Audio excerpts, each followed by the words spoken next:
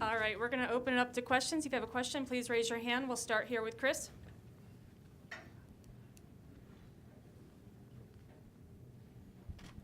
Chris, MyCatchFence.com. Dale, this morning I woke up and I saw the video of the fan last weekend in Martinsville that was literally crying when he got to meet you. I was just wondering if you could walk us through the experience and what that was like and what you said to him. Tyler, where's Tyler Overstreet? Is he in here? Tyler, where did we meet him at? You met him there in the spring. That's right. So we met him at the spring race. Was it outside the track or something? But we told him to come back to this race. We'd give him hot passes. So when I saw him in the garage, he was just a guest of ours for the weekend. But the reason why we had such a, I guess, such an intimate interaction is because every time I see him, he cries.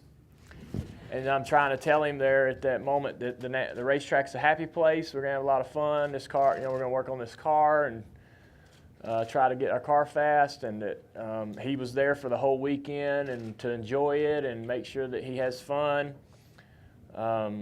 We saw him every day, and after the race, we saw him and signed some gloves. I signed the gloves that we used and gave them to him. Right after we got out of the car, I said, meet me at the car. I'm going to park it on pit road with all the other cars. I'll see you at the pit wall. He had a gift for me and Amy, and so we swapped gifts. He lost his mom to an illness just recently, so he's just, having a hard time with that. And so, just seemed like,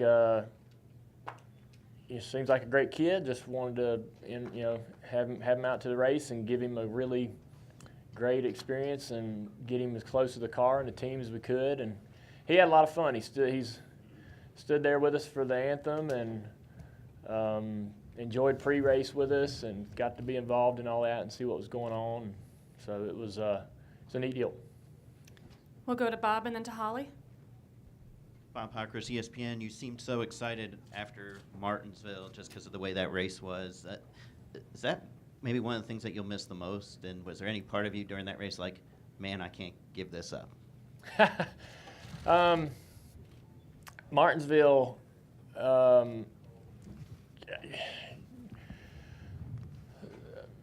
I just love, I feel like I just repeat myself over and over, but to answer your question, short track racing to me is it's something we don't get to do a lot. So even as you're racing through the season, you miss it and want to do it. So you get excited when you get the chance to go to Bristol or Martinsville. When those come up on the schedule, I get really excited about being able to race in close quarters and that those tracks to me have such a strong link to the history of the sport and to my memories and of being around in the 80s and 90s. We had a lot more short tracks on the schedule back then, and it seemed like we were going to places like that all the time and seeing action like that more on the regular. And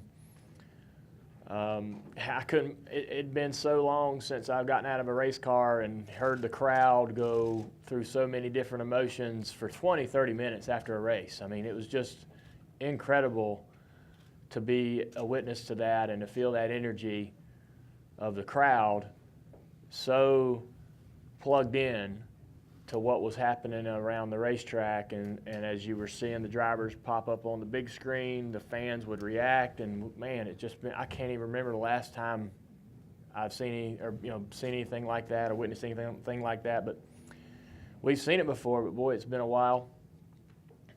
It was really a magical moment, I thought, for anybody that likes racing. It was really cool.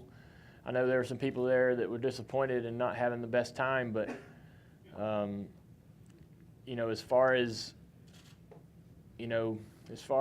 people being plugged into to what's going on and excited about what's going on and enamored with what's happening on the racetrack and so forth, that was as good as it gets. Martinsville just seems to always be a place where you can count on having a fun race You can count on seeing a great finish.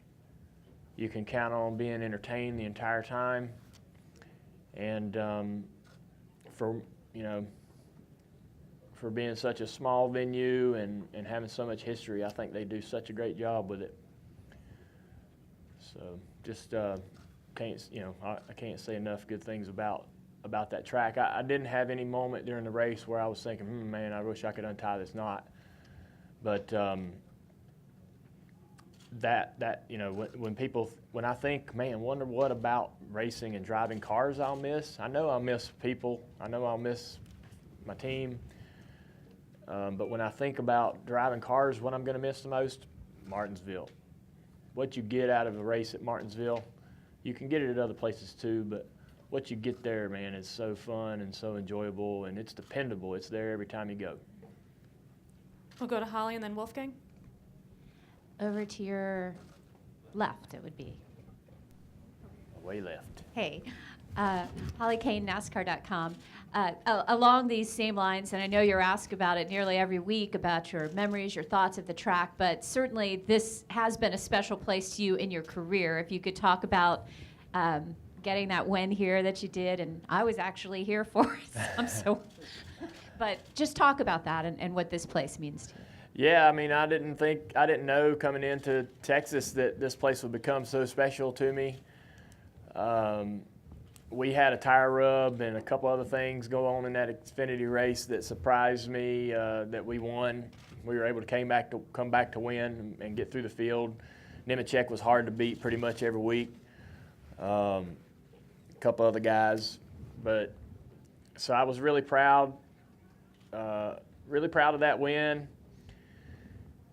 And then to come back and get your first Cup win at the same track, I think that shows right there how much confidence really matters. Confidence is an emotion almost, or it's just more of a feeling than anything, but it can affect performance and choices you make. If your confidence is low, you make different choices. You think differently and you race differently. So certainly having that win in the Xfinity Series, I think had everything to do, or a lot to do, with us coming back and winning in the Cup Series at the same track for the first time. It did amazing things for my career. You know, we had won a lot of races in the Xfinity Series, but I thought, man, Cup Series is a whole nother level. These are the pros. I don't know how I'm going to fit in there and get a win with all these guys doing so good. So many talented drivers and teams. Was our team capable of beating any of these guys? We had to sort of come in and grow and improve.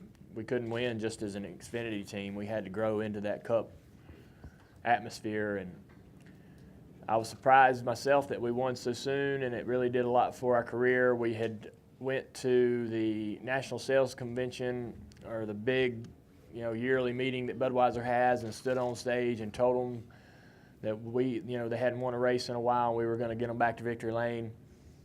And to come out there to kind of deliver on that was a bit of a relief. And we kind of started rolling into winning at Richmond and going to the All-Star race and winning. That really was a great short couple of months for us. But I don't know. The Texas has been so awesome to me.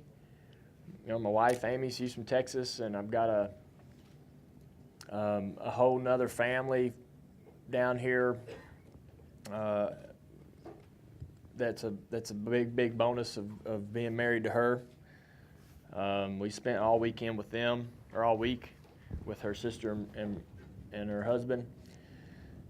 So Texas is a place that's almost like a second home. I find I love more and more about it the more time I spend here. But the track, there's nothing really unique about the place other than that, Eddie's been amazing as far as a promoter. The things that he does, he's always on the, he's always kind of pushing the envelope. And he means well, I've learned. Sometimes I wondered, but I know he's just trying to do a job and take advantage of his opportunities, and he has to deliver. And so he does what he needs to do to deliver. And it reminds me of some of the older style promoters that we used to have, a lot more flamboyant and creative. So a lot of the stuff that he does actually fun to see. But so his style of promotion brings a certain personality to the track and gives the track a bit of a personality that I think differs from a lot of other places too, which I enjoy. I think that having Eddie here and the job that he does, as hard as it is to admit, he does a really good job and has everything to do with where this place is today. We'll go to Wolfgang and wrap up with Lee. I'm over here. Actually, I have two questions. Rennsport Press, Germany. Number one, your retirement situation. Is it just solely NASCAR, or maybe we can see you in a different kind of championship or series, maybe endurance racing? The second question, a couple of years ago, together with your wife, you made a trip to Germany. In case you get an invitation from a promoter or team to have a guest experience in a German race, will you accept, come over? I would definitely accept the opportunity to come to another discipline of motorsport as a guest. That would be, I've never been to a Formula One race. I think that I would love to witness one of those at some point in my life. Having devoted a lot of my life to motorsports, I think that it's something you have to check that box, you know, and I think there's other series and forms of motorsports that I have equal interest in observing. So that would be awesome, and if I'm sure those opportunities will present themselves. I think as far as driving, you know, I'm going to have a couple Xfinity races next year, and that might go on for a few years as long as it helps our company. I think I'll have a bit of an itch to scratch, so I'm not complaining about the opportunity to run an Xfinity series a couple times a year. I think it'll be a lot of fun, to be honest with you. And I'm sure I'm unaware today just how much of an urge I'll have to get into a car and go compete when I have those opportunities on the Xfinity series next year. We have some late model cars that we've owned a late model team since 2000, as far as I can remember, maybe even further back than that. I think that it would really be a lot of fun to slip into Hickory one night just for a regular show. Whether that'll happen or not, I don't really know, but it's fun to think about. Another whole thing to do. But outside of that, I don't think I'll be at the 24 Hours of Daytona or anything like that. It's not a. Back when we did those things, it felt like it felt easier to do those one-offs. But that series is so competitive today. You just don't come in there as a hobby. Oh, you know, I'm just going to come in here and have a little fun. I mean, it's just too competitive. And those guys, you know, that series has grown to become, you know, it'd be like one of them trying to come over here and just, you know, flirting with NASCAR a little bit. I don't know that I could have the success I would want to have, or have the opportunity to be in the equipment that I would want to be in. And I mean, as far as working with a 24-hour, working to run a 24-hour race, you want to do it with people that you know. That I drove for Corvette and the Crawford. That was really nerve-wracking because you have teammates that I don't really know that well, and I'm responsible for the car when I'm in it. And man, I don't want to be the guy that screws this up for everybody. And it's a completely different experience. So if I were to run into 24 hours again, it would have to be with, you know, guys, you know, drivers that I'm friends with, and I just don't know whether that would materialize. It's really unlikely. It was a very, very fun race, my kind of race. I mean, staying up all night long, not getting any sleep for 24 hours, that's right up my alley. So I felt like I had an advantage, but it's just such a cool atmosphere too in the middle of the night with the cars running around. Maybe it's just a race I'll go have fun as a spectator at, because I know it's a lot of fun to be there during that event. And watching it on TV all night long at home is a lot of fun. I can't imagine just being there as a fan, but I don't really know that I'll drive too much other than the Xfinity stuff. We'll wrap up with Lee. Lee Spencer, Motorsport.com. It was clear on Sunday night, as you mentioned earlier, about the fan reaction, and particularly the fan reaction to Chase Elliott. And there's been talk who will be your successor, and I think that even through good times and bad, what has kept you at the top of the popularity chart with the fans has been your ability to be genuine. Good times, bad. We see what we get. If you had to give advice to these young drivers, or to any driver or any athlete coming in the sport, would that ability to remain genuine, would that be the key thing that you would suggest to them as far as gaining fan approval? Well, it's hard for me to give those guys advice.